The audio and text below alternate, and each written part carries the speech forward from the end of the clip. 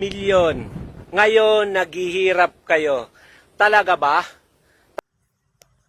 Oh, that's why the palay, because my daddy is Masbate City, the Masala Masbate City.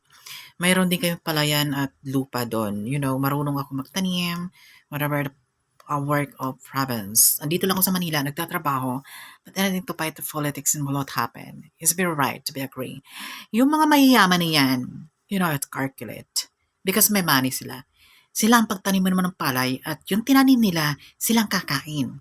You know, kasi this is going to the population over the sibling the world, but workers, is farmers, very slow and lows.